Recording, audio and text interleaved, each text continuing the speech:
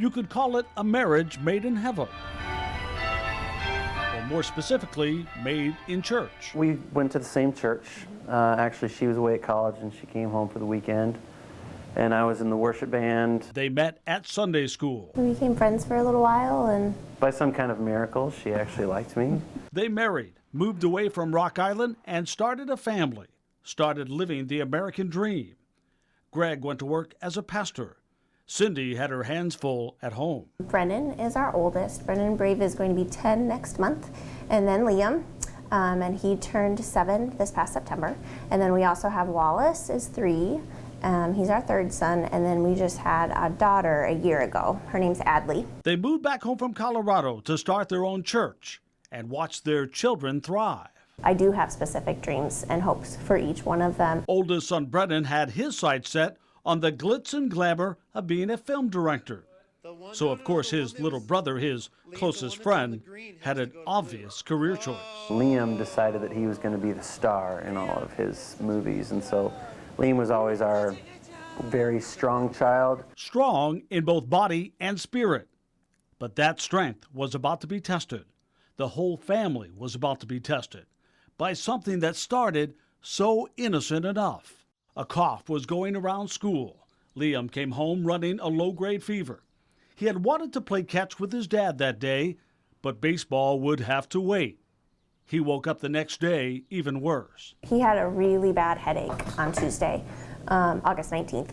And it was so bad. And we're talking about tough, strong Liam. He came to me in tears, just pressing on his head that he had a headache. His neck hurt. And his neck hurt. Doctors ran some tests, making sure he didn't have something like meningitis.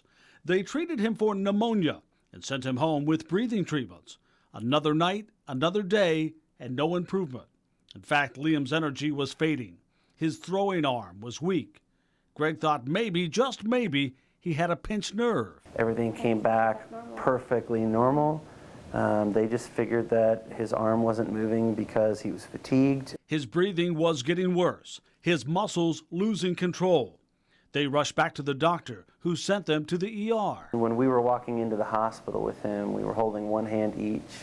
And there was a moment where he tripped, and we were holding his hands, and he made no attempt to keep himself up. He didn't have the strength to even catch himself. But walking was the least of his problems. As healthcare workers ran tests and tried to figure out what was wrong, Liam took a dangerous turn. Suddenly he said, I can't breathe. And so, of course, I'm the protective dad. I'm like, there's something wrong. This is not just normal. Like, there's something really wrong going on. Faced with so many questions, so many fears, but the answers just weren't coming. Running out of options, the family was rushed here to Peoria. Could the doctors here make a diagnosis? Could they give the Hamptons hope?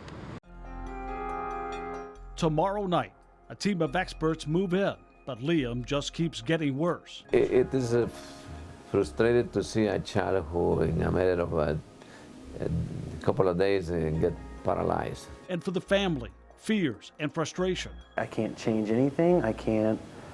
You're obviously a brilliant doctors, and you're going to do a great job. I know you are, but it's not making it change any quicker, and I don't see anything happening. And you're doing everything you can, but you don't know what it is. The fight to save a little boy's life as Liam's long journey home continues tomorrow night at 10.